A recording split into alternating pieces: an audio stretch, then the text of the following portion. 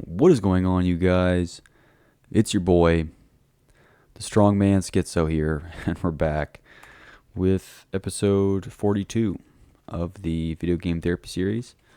For some reason, I don't know if this is problematic in any way. I don't know, but I always just think of Jackie Robinson when I think of 42. Maybe it's just as there's those MLB games where every team wears the 42, and it just sticks with me. Every time 42 comes up, I just think of Jackie Robinson. So I don't know. I also just like tend to shame anyone who's not African American wearing the number 42 only because of Jackie Robinson. I don't know. I feel like there's some weird like problem with that. I don't know. I'm not going to get into that. That's kind of that is not what I want to start this episode talking about. So anyway, let's talk about something equally trivial, but maybe less cancelable. We'll say that. Not saying that somebody could cancel me in probably 5 seconds if they want to. Anyway, let's get into something. Something else. So yeah, I feel like this is a normal behavior, but I just wanted to kind of dissect it some. And I don't know if it's just whether it's an introverted characteristic or a characteristic of some other trait that I have. But every time I'm in any kind of like public or even pseudo-public place, I kind of prepare conversations in advance. Like or I even consider in brief moments, alternate realities where something is said to me and what am I going to say? Because I guess maybe it's something about like being prepared, always being prepared to respond to some kind of situation. So like in my head, I'm constantly going through different things that could happen. What would I do if such and such says something? And I guess today specifically, I'm at the gym, and I have to go to a public gym. I don't have my own gym or gym equipment. At least now I don't. One day I hope to have that. I think that'd be nice. But either way, I'm in the gym, and I'm not, being frank here, I'm probably not the guy that you're going to talk to at the gym because I look like I'm either have just killed somebody or I'm about to, kind of thing. Like I have the kind of look on my face that is ready, that is don't talk to me, right? It's kind of that focus thing. It's like somebody like, if you're taking a test or something, you don't want somebody talking to you, right? There's a different look, right? If I'm at a party, maybe I'll look, this guy looks approachable. I'm the opposite of the approachable. But for some reason, I feel like sometimes people are like about to say something to me, and I don't know if it's like their gears are turning and they're just like thinking, or they're like waiting for the right time to say something. But I don't know. Today I felt like somebody in particular was going to come up and talk to me, and so then I kind of had this, like I said, that those like I kind of was predetermining in my head, like, okay, what am I going to say, yada yada yada, and of course, because I look like I'm very angry, I'm worried that it's going to be some kind of, there's going to be some kind of problem, right? They're like, can you, I don't know, use less weight or something? Again, this is not a realistic, like hypothetical. This is some kind of alternative problem that I just conjure up in my own head. It's not I'm not blaming it. People don't really act like this normally. It's not a behavior that is that I'm talking down to, because it doesn't exist. People don't do this. Anyway, so I just felt like this person was going to come up to me and say something, along the lines of, stop doing whatever you're doing, or can you look happier or something, or is everything okay? Even something like that, where it's like, that's kind of an innocent, like, you don't look happy, like there's something wrong. I'm at the gym, okay? Like leave me the fuck alone. I don't want to talk to anybody. Like it's not, I don't really go here to like have this great time and have fun. Like that's not the point, right? I'm there for a very specific reason, and it's to better my physical body, not to talk to anyone. So anyway, so I was preparing what the hell I was supposed to say to this person, and I was like, all right, what would just get somebody to just totally leave me alone? Like what?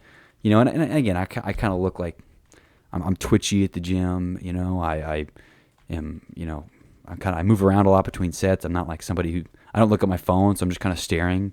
I just look around, which most people don't do. Most people, like, between sets, they stare at their phone, or they, like, just sit there on the machine and look down or something. I'm up. I stand up. I kind of move around a little bit. I kind of, shift my weight back and forth. And then I'm, again, looking around, kind of twitchy, like.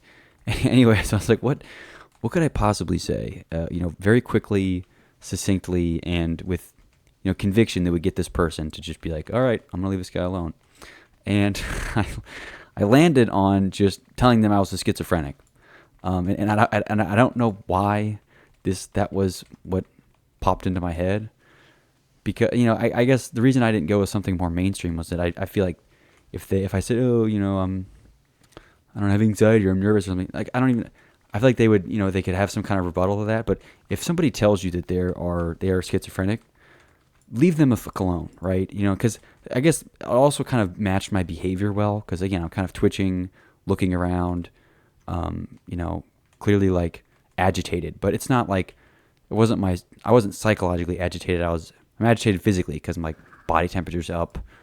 Again, I'm at the gym. Like I'm supposed to get my body temperature up. I'm supposed to be like exerting myself a lot. So I was like, if this person comes up to me, I'm 100% just going to tell them, yo, I'm a schizophrenic. Can you leave me alone? Like that kind of thing. And of course that's a lie. I'm not schizophrenic. At least I hope not. But either way, I don't know why that felt like. I felt like I needed to at least rationalize to myself why it was that was the first thing I landed on.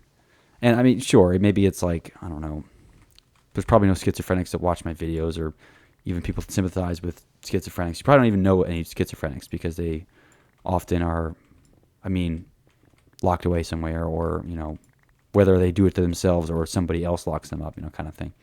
Not in jail, just like locks them in their own basement or something. Anyway, I don't know. I just thought that was funny. And I think I do kind of these pre-prepared, pre-baked conversations a lot. What if such and such comes up to me? What do I say? I don't know. This person looks like they're going to talk to me. What do I say if they come up to me? And most of the time, whatever is in my head, even if they do come up to me to talk to me, it is not often what comes out. Like there'd be a good chance that if this person actually walked up to me and was like, "Are you okay? You look like agitated," I would be like, "Oh no, I'm fine. I'm just like, lifting. I don't know." I probably would not have said, like, the vision that was in my head of just like stone cold staring at him going, I'm a schizophrenic, leave me the fuck alone. That probably would not have come out of my mouth, but I don't know. It's still funny just to have had that be a prevalent thought at the moment, And I was like, oh, I need to dissect this a little bit later. So anyway, it's pretty stupid. And then I was thinking just more about like the why we're at the gym. Because again, I feel like everyone is at a gym for, to get exercise, right? It's what it's their exercise of choice, whether it's bike riding or something. And, I guess in some ways because I was looking at the purpose of physical fitness, right? You're not physical, being in shape is inherently, and again, with limited exceptions, is a selfish act. Unless you're like, you have to stay in shape to haul, timber or something for your grandmother. I don't even know. You can make up excuses to where your physical body is related to other people. But 99.99% of the time, people remain or want to remain in good physical condition for themselves, whether they like the way they look or they want to feel good or all of that, which again, I'm 100%, I'm in that camp, right? If I like got fatter the more I worked out, I would stop working out, right? Or if I like, I don't even know, like, again, it's kind of weird to imagine an alternate reality where, like lifting or staying in shape. I'm just going to use lifting or going to the gym as a kind of a blanket term, but it's hard to imagine an alternate reality that like, it's a harmful thing, or, can some ways be construed as a waste of time or something, but you're doing it kind of inherently selfish. And that, again, I don't think that's bad. I think people that propose that you need to be doing everything needs to be selfless, and you could always be sacrificing because or Jesus always sacrificed. You know what I'm saying? I'm not Jesus. I don't have the capacity to be selfless 1,000% of the time. If everything I did was for somebody else, I'd probably be dead already, because I would have found some roundabout way where killing myself was less burdensome to other people. And if that was the case, then like fine, I'd be one less person to feed. And then it's like, okay, well, don't kill yourself. Then again, it's kind of, you can't take that to the nth degree. So you have to do selfish things at some point. Being entirely 100% selfless all the time with no exceptions is a dumb idea, is a dumb precedent. So like, I don't think if people just use selfish as a standalone, like, you're a douche if you do anything that's selfish. That's stupid. In my opinion, I think you have to be selfish at times, and there are activities that are inherently selfish that people just think are there's something being or they just ignore the fact that it is selfish, or they somehow gaslight themselves into protecting that activity as something else. Either way, I just think we can't inherently label selfish things as bad. And I think even like biologically, we are inclined to protect ourselves. And that's not like and again, it's a noble cause to be sacrificial and to not be selfish. But again, we are kind of chemically wired, even if you're going to look at it in that sense, to protect ourselves above others. So, there's, cases where it's, it's you or your daughter or something. And then you kind of either, it's, you'd always want to think that you're the superhero, and you'd be like, oh no, please take my life and say, but if it was you or like some super old man who's like probably only has a year left anyway, you'd kind of look at him and be like, well, come on, I still got some years on me. You're almost dead anyway. Like, you might as well just let me have this one, which again, like is a selfish thing. But I mean, there's kind of less of an argument to be had there, and I think the older guy would probably be like, you're probably right. But, so I'll take the bullet here. Right. But I'm sure there'd be a subset of old people, even if they're like 100, they'd be like, if it's, you kill yourself for this baby, they'd be like, nah, fuck that baby. I want, it's like, what, you're going to die in 5 years. Like, what the hell, but people act selfishly. And I think, and I don't necessarily always think it's it's not a black and white decision. I think you always choosing to let yourself die is not the right decision 100% of the time. Right. In the case that it's an old guy who's, if everyone's moved on already and he's like, sure, it's up to him really. But, that'd be a case where it might make more sense to the old, like, oh, I'll sacrifice myself. But, there would be a lot of people that I wouldn't fault if they were like, yeah, no, fuck that baby. I'm just going to, I'm going to get mines type of thing. Anyway, I don't know. That's just kind of a aside on selfishness. I don't think it's invariably and inequivocally looked upon negatively in almost every light. If you ever calling somebody selfish is always bad, but we do selfish stuff all the time. We just don't call it selfish, or we don't acknowledge it as being selfish, or we just spin it in some way that makes it good. So I don't know. I just think using it as a blanket term that is often used as is an incorrect means of labeling things as selfish. So I don't know. That's not to say go around and be selfish and start punting people and steal everyone's money, but there's certainly a lot of gray area. It's not a black and white discussion. So anyway, yeah. So I go to the gym for the future me, which is in some ways selfish because I want to thank myself later. I'm not one of those people that is like all cracked up to go to the gym every day, and I wake up every morning with this huge smile on my face. Most days I would rather sit on my ass, and if I could look the same and feel the same, and I don't know, just all things the same, and I ate ice cream instead of going to the gym, I'd eat fucking ice cream. So it's not the act of itself that is doing it, but I'm selfishly trying to improve my current self such that my future self thanks me, kind of thing, which is a selfish act, but whatever. Again, I kind of debunked that already. So anyway, let's move on to the next topic here. Again, I really hate the labels of like smart people and dumb people and smart people and dumb people, and I'm even guilty of just calling people dumb myself, or just calling things dumb. And I don't think I don't ever want to discredit somebody immediately and just say they're dumb, and they never like they lack any smart quote unquote contributions to a discussion or a topic. And unfortunately, people are making that more and more difficult because they seem to be dumber and dumber regularly. I don't often see these. I'm not often impressed by somebody's eloquence in something. Maybe I'm just around the wrong people. I don't know. There's a number of variables there that are out of my control ultimately. But still, I'm trying to think about more ways to properly segment what might be quote unquote dumb and stupid people. And I think a litmus test that might that'd be interesting. And again, because smart is so poorly and stupidly defined in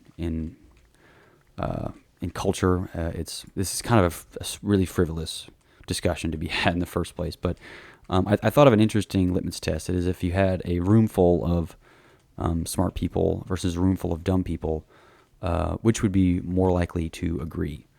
And I don't know. You'd kind of have it really isn't a litmus test. It's more of just a hypothetical.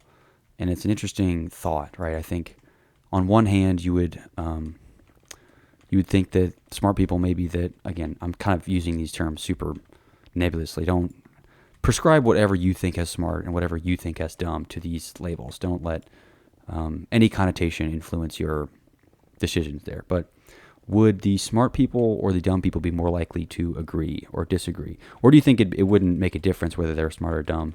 There'd be just as many like disagreeers as they would dissenters as they would consenters, kind of thing.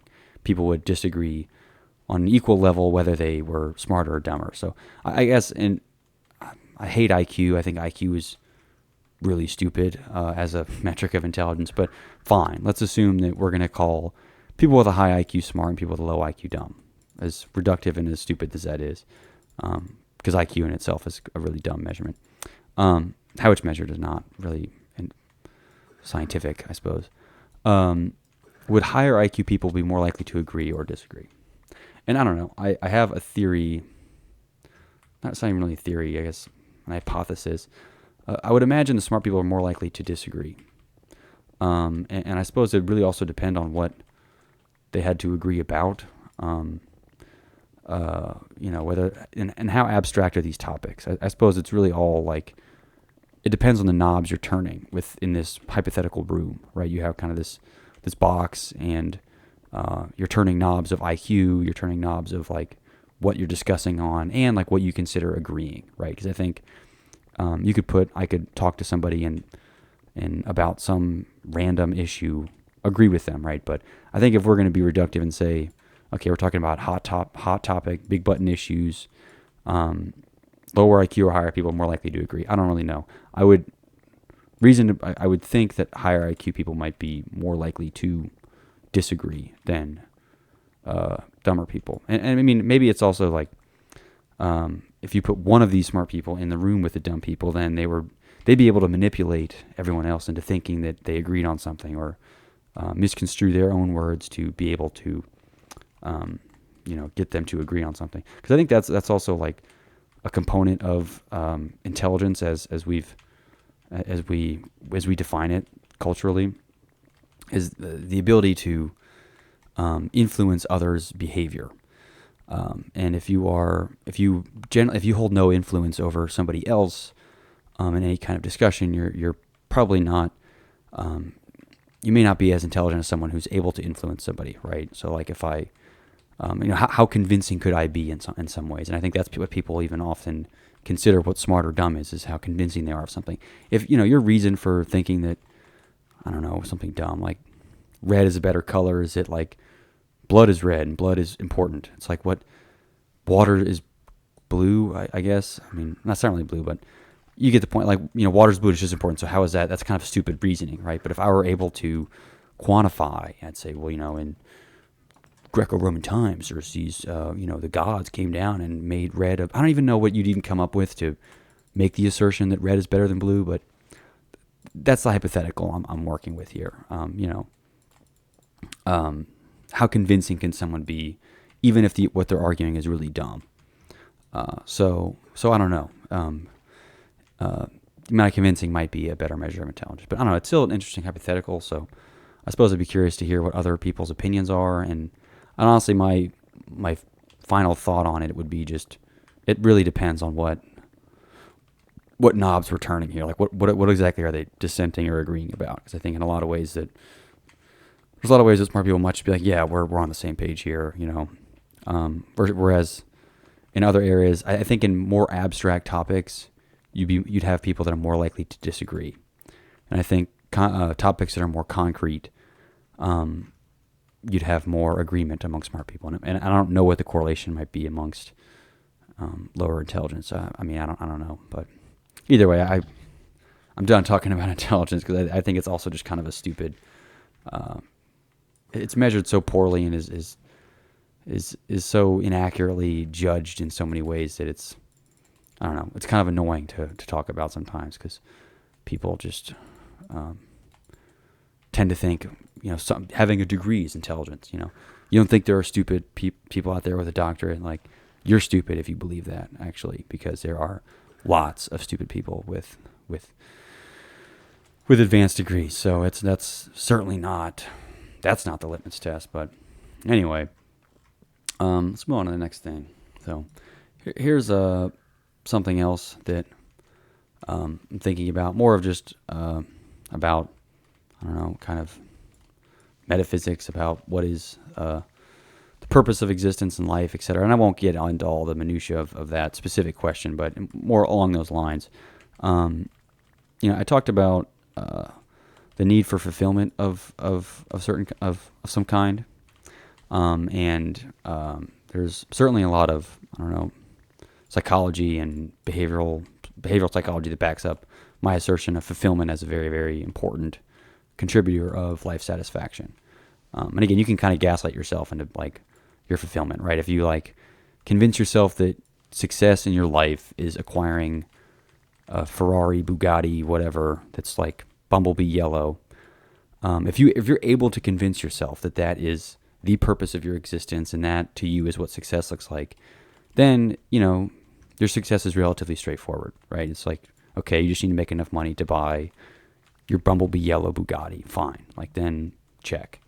Unfortunately, I either unable to convince myself of such a desire, because any kind of physical material possession just seems kind of pointless at a certain point. Like, I don't, would I want one? I mean, it might be cool, right, for a little bit, but like, is that success to me? Is getting a car, really? Or is it a computer, right? Or is it I'm not even sure what it is that I would even, like, is it food, right? Do I have to, I don't know, bake a 50,000 pound cheesecake or something, and that's like what my success looks like? It's stupid, right? It kind of just falls apart if we start thinking about what material possession would be the success life. And other people have kind of other ways of thinking about it, like, having kids is a very, very common one, about just only because maybe that's like biological success, right? And if we are able to, I think it's easier to convince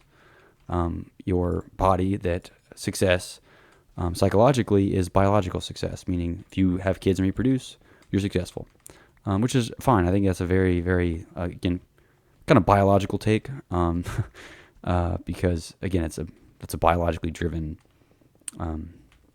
desire, and if that's what success is to you, then fine. I guess what I'm trying to get at here with this discussion is it annoys me to some end that people, if I express discontent for something, like if I say, I'm unhappy at this juncture, or I'm sad or something, which, again, it happens. It's kind of a normal thing for people to be discontent with something.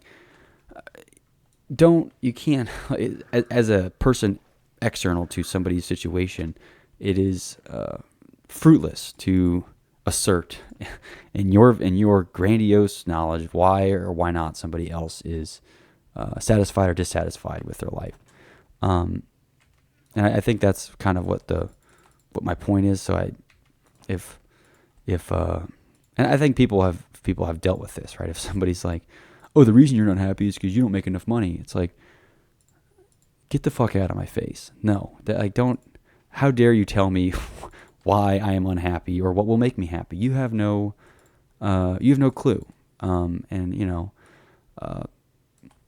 it's that to me, I think is an overstep of a violation of social contract that I stand beside. Most others I don't, but asserting why someone else is feeling the way that they are for any reason is stupid, and I think that's something I can more confidently declare than most other things. But yeah, that's I guess one thing. And I think people also attribute it to like, let's say I'm in the opposite boat, right? Let's say I make all the money in the world, I have all these material possessions, I have kids, I have all these things that in many other definitions of success are successful, right?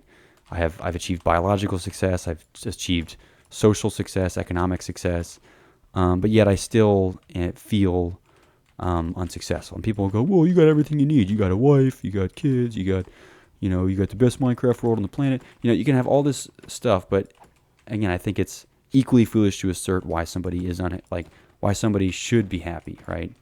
You should, or one thing that's often quoted is like being grateful, right? Grateful for what you have. And again, should I be grateful that I have to eat dirt because should I be grateful that I get to eat a grape because somebody has to eat dirt, or that somebody's starving? Should I be grateful that I have to, I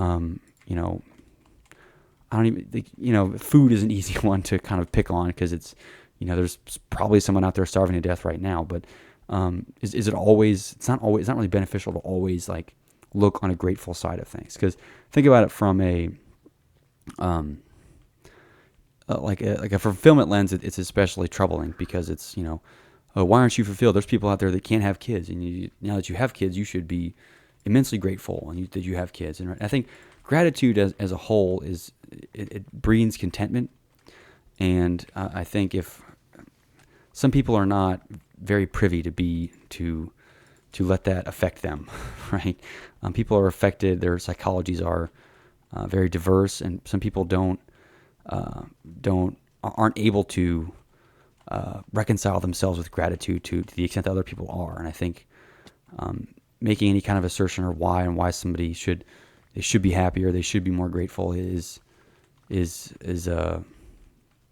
stupid, and is something I don't think is good. I don't think people should be running around telling everyone else why they're not happy, or if I were you, I'd do whatever. You're not me, so stop talking about that. Like it's obnoxious. Someone goes, oh, if I were you, blah blah blah blah blah. Well, you're not. Okay, if you were me in every way, you'd be doing exactly what I'm doing because you're me. You'd have the same thoughts and same ambitions and same whatevers as I would. So if you were me, is kind of a stupid, like if I were you kind of hypothetical. Those are all stupid, always. I've yet to hear one that is even mildly convincing, because it's an impossible hypothetical. If I were you, you don't know what it's like to be me even for an instant. And there's no settings, even if you had the same car, the same job, the same wife, the same kids, everything is identical, you still wouldn't be me, right? It wouldn't, you got plastic surgery, you looked exactly like me, you still wouldn't be me. It wouldn't matter, because you can't replicate an inner psyche. At least we haven't been able to do that with any kind of modern science. But either way, I think it's really it's obnoxious when people try to confidently say, oh, the reason that you are feeling unhappy or dissatisfied is because, I don't know, you're ugly, or well, they can make up anything, right? Oh, you're whatever, and I don't know. There's a line between being helpful and just being obnoxious. And I think, if someone were to say, oh, maybe you have an iron deficiency. I'm not saying to slap them in the face, because maybe you do have an iron deficiency, and I don't know. It's kind of worth trying, but especially people that push being, overly grateful, like, or just be grateful for everything, whatever. That again, easier said than done. It's like, oh, just be happy, stop being sad. It's like, fuck you, buddy. That's not how it works. That's not how it's ever worked. When has it ever worked for anyone, right? I think platitudes like that are so empty, and they do so little it would be more beneficial to, again, tell somebody they have an iron deficiency. I don't know. It's fine to try and ideate solutions with people, but solutions that don't involve like, oh, just be more grateful or be happier, or, it'd be like, oh, maybe you're deficient in iron. Maybe you don't get enough sunlight. Maybe you don't exercise. More, what tangible thing could I do, like, for grateful, right? I can write stuff down that I'm grateful for. And again, I kind of already expressed a disdain towards gratitude. But that's not a very tangible strategy for approaching a problem. And again, I could write down this stuff, but part of it is you have to be psychologically malleable enough to convince yourself that such a method would work. And people that often don't do that are often, I'm trying to find these stupid sea lanterns, are often barred enough from doing it that if it would have worked, they wouldn't be having a problem right now, kind of thing. So I don't know.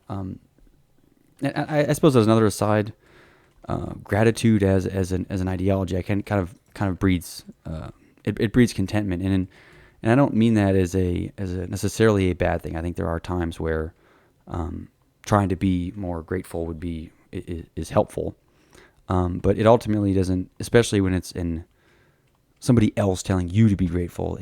That's never received well, and it doesn't really work in that sense. I think gratitude coming internally actually means something, versus gratitude, somebody else telling you to be grateful, never does anything. So I suppose that's why I have a beef with it. I don't think it's it as an entire thing is always bad, but I think telling someone else because it's an external force telling someone to be grateful is stupid. But anyway, I'm going to move on from this because it's kind of a stupid thing. And I guess one last thing, if material possessions of success were what made people happy, you wouldn't get people, billionaires that, were sad with stuff, right? These people have like a lot of the same problems. No one has any sympathy for them, obviously, because they have a bunch of money, but they all suffer from depression and other problems too. And it's, they say, oh, buy another car. It's like, well, the cars don't do anything. So I don't think the settings and the physical configurations in which you're living don't accurately reflect your inner psyche. So just because I might be in a good place financially, physically, socially, whatever, that doesn't necessarily mean that psychologically, internally, I am in a good place. So I don't know. I think there's kind of a discrepancy there that's not often addressed. But anyway, so yeah, let's see. And I guess this is kind of somewhat related, and I think I'm going to say it just because it's on my list, but I felt I came across what I felt was a good definition for unhappiness, which is, again, kind of a stupid. Happiness as a whole is as a temporary state of mind is kind of is one that really in many ways should be ignored. Maybe it's dissatisfaction is better. Satisfaction is a more longer term description of being unhappy perpetually. But it's defining it as a desire for change, I think, is perhaps a helpful and unique way of describing it. Because you think about it, if you are unhappy, it's likely because there's something that you would like changed, right? If you are unhappy because you're cold, you desire to be in warmer weather, kind of that kind of thinking. So I don't know. I think it also often it then begs the question, well, what should be changed? Which I think is kind of the helpful mindset for actually changing stuff.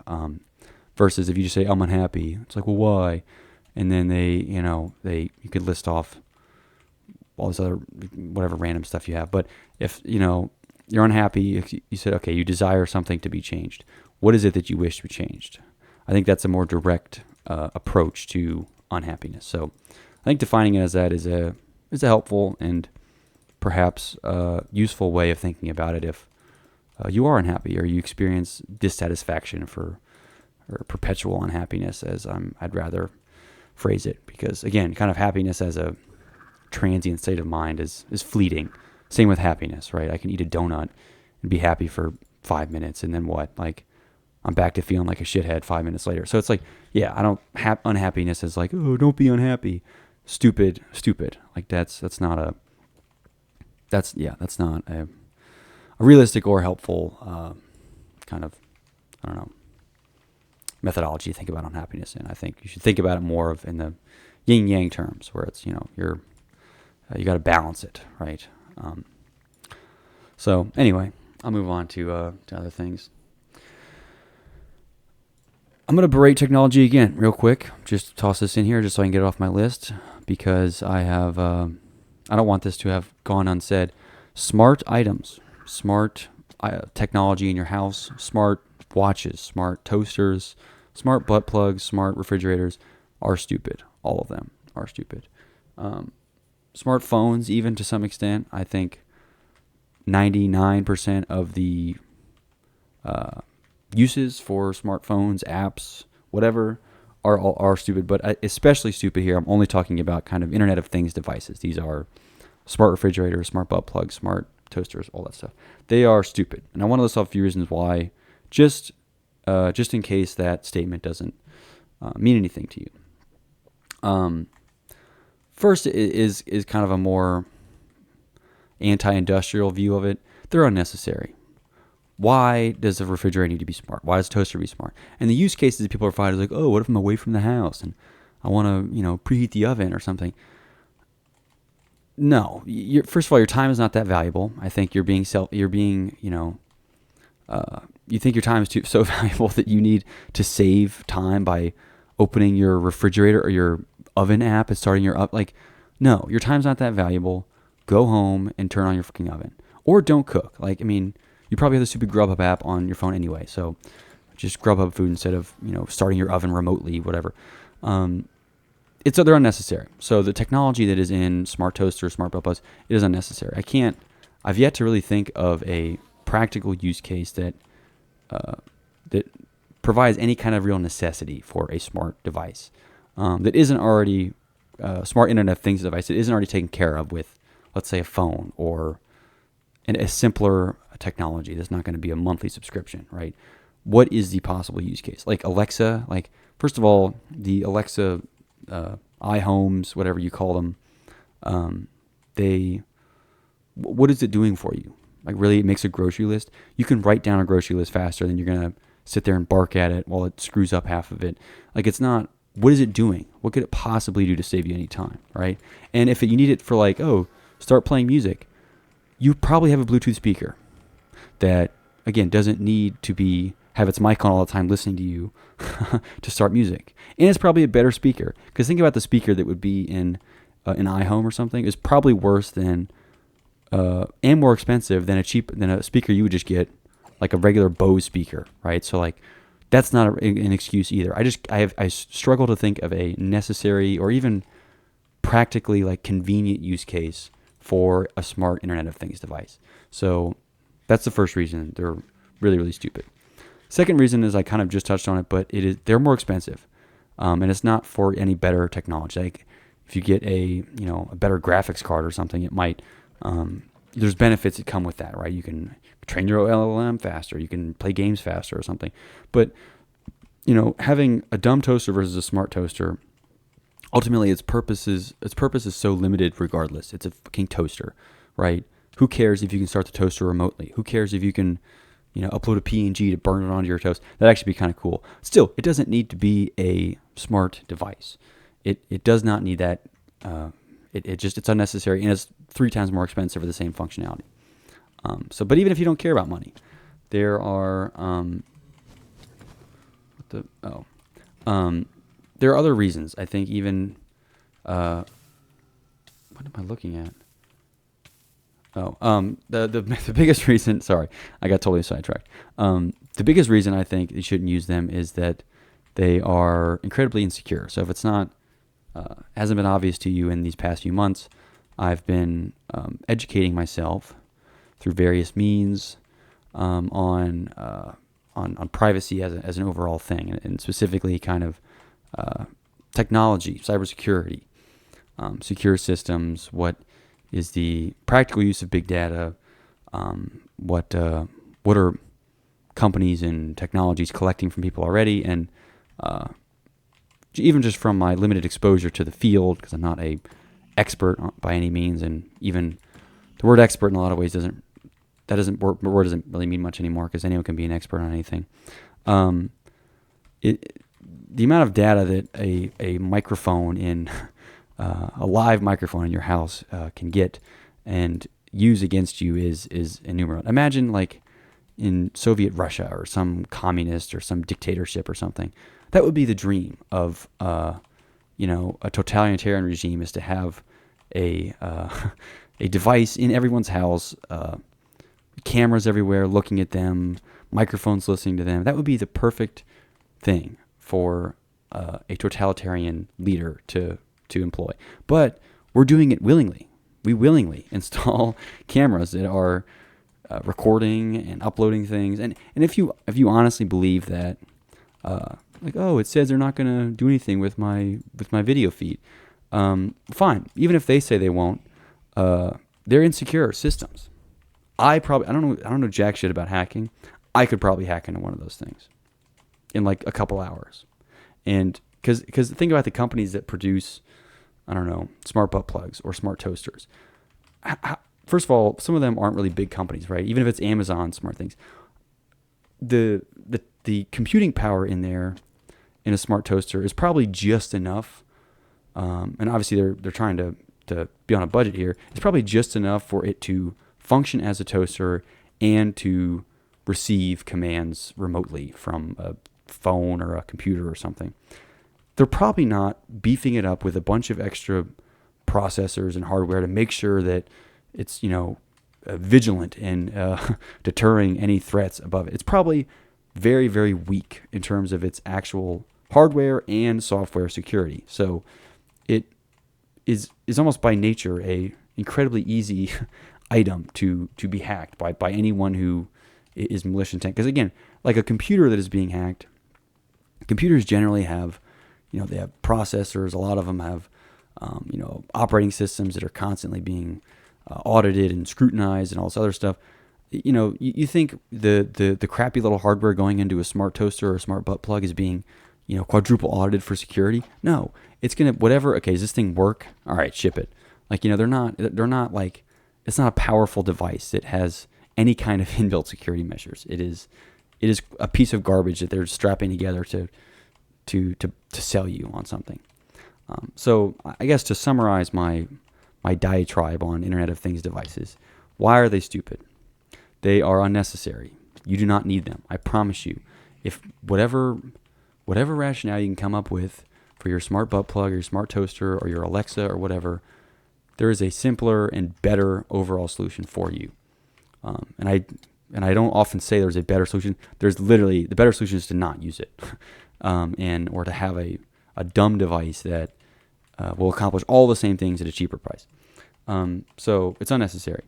They're expensive. So like I just said, you save money buying a dumb device versus a smart one. Why would you spend more money? Again, if money is important to you at all, which I guess to most people is, like the whole material success thing, is fine. If money's important to you, then why the fuck are you spending it on a smart butt plug? Stop. It's a stupid waste of money. It's dumb. So okay, fine. Let's say you don't care about, the money's not that important to you. The insecurity, I think, is the biggest problem, right? They are hilariously insecure. There's already been, I don't know, thousands. There's even entire websites dedicated to hacked webcams, like baby cams that are hacked, and people like weird neckbeards just sit there all day and watch people's baby cams because they're insecure, crappy little cameras, right? They're not these big hardware computer rigs that are being, defending off all these attacks. They're weak, okay? They're not designed to fend off any kind of, even a dumb, not much less a sophisticated attack from some kind of cyber criminal. So again, why they're insecure. That's a huge reason. But I don't know. I just hate internet things. I think they're really dumb, and I just wanted to complain about why would you ever need or use one of those, right? I think at some level it's just a status symbol, right? That you're brainwashed enough into thinking that you need an Alexa or an iHome or something. But anyway, speaking of being brainwashed, I think here's like a quote. Maybe I've talked about this quote before, but I fucking hate this quote. And it's, perception is reality. And this quote is dumb for lots of reasons, but on a very basic level, whose perception is whose reality, right? That's the real kind of question. Your perception of my reality is not reality, right? Because then I could just make vacuous judgments on somebody and that becomes reality. No, your perception is your own reality. That is not the reality. My perception is my reality. It is not the reality. Neither of our perceptions of anything is the reality. So normally somebody says this where it's like, looks like a duck, thinks like a duck, quacks like a duck, is a duck. Again, if you think it's a duck and I think it's a squid, in my reality it's a squid, and in your reality it's a duck. Neither of them, it could be a turtle. We're both wrong. Like, there's no guarantee that because you've perceived it some way that it is that way. So I think we should adjust the quote to, instead of being perception is reality, it should be your perception is your reality, my perception is my reality, neither is the actual reality. And even ignoring the metaphysics of what reality even is, right? The optics of our own eyes are playing tricks on us, and reality is all this fake slideshow, whatever. We're in the metaverse now, and everything's being played back on a screen.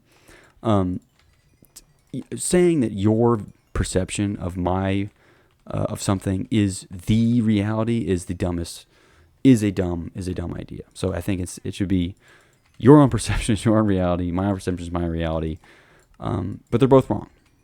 You're probably not. You're both wrong. So I don't know. I just hate when people, perception's reality. Well, it seems like you. It seemed like you robbed the bank. In my view, you robbed the bank. It's like, in my view, I didn't. So it's what he said, she said, right? Where's that stupid smart camera watching who robbed the bank? Just because you perceive something as such, perceptions are wrong all the time, right? Even like perceptions of, they used to look at the Northern Lights and think they were, I don't know, some Greek god's piss or something. I don't know. That's just their perception. It's not reality, right? That is their own reality, was that these weird, strange lights in the sky is the gods pissing around. Like, that was their perception, yes, but that's not a reality. I think collective perception of something becomes reality, which is often a problem. So collectively, if people all perceive something as reality, it becomes the accepted reality, which, and then it's a bigger man wins, right? Even a 49% minority of something loses, right, to this 51% majority that accepts something as reality. So I think acknowledging either of these, either the minority perception or the majority perception as reality, is a stupid platitude. I don't think either is helpful or accurate. So I it just always pisses me off when someone says, perception is reality. It's not. Okay, your perception is your own reality, and that's fine. You have a right to, I respect your belief that that's such and such as reality, but that doesn't mean that I'm beholden to your reality, right? So I don't know. I just really hate that quote. But anyway, let's see.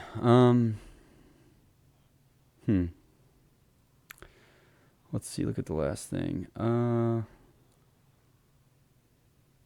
I don't know. Okay, I guess I'll dunk on this one last thing. I'm in kind of a ranty mood today, so I'll just do this one last thing. I in my last episode, I spoke about advertising and how I just had moral qualms with it, kind of at its core, and I think I've been able to better articulate now, even just to myself, why I think why I don't like advertising or marketing as a whole. And I think inherently it's because it plays on emotions as the tool to get somebody to buy something. And as much as I would love to sit here and tell you that I'm this perfectly logical monkey who can, is always logical all the time.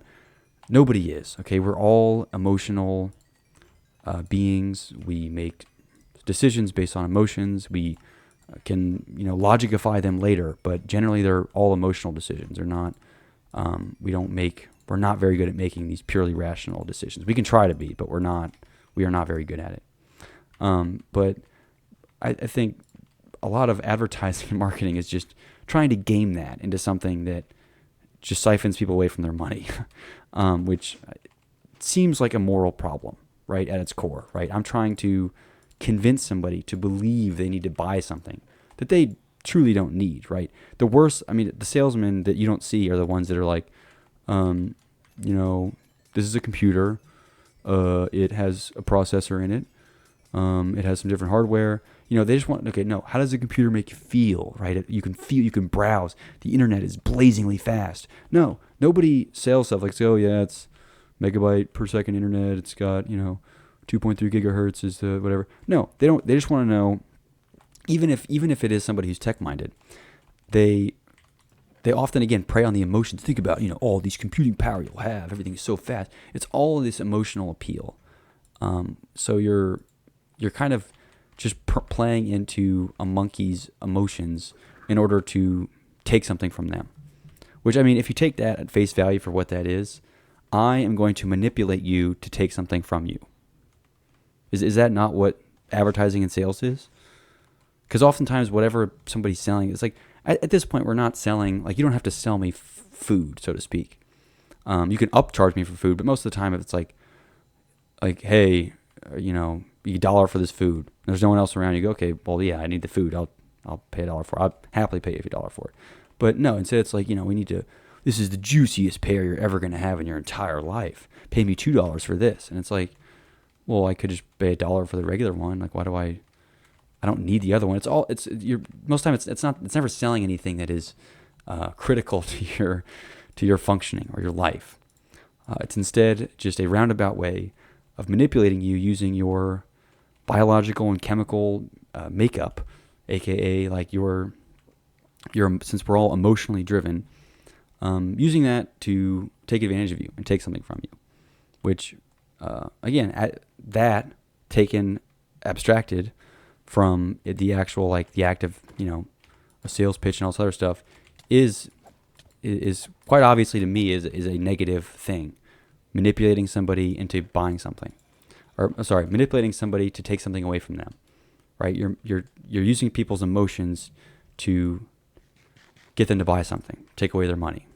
So I think that is there's some moral quandary there that doesn't sit right with me. So that's maybe why I think I don't like that whole field that much. So anyway, I just felt I needed to share a clarification on that I felt was more helpful. But anyway, that's it for this time. I don't know, seemed pretty off the pill this time. So maybe next time I'll have more sane takes. But anyway, thanks for watching. See you next time. Peace.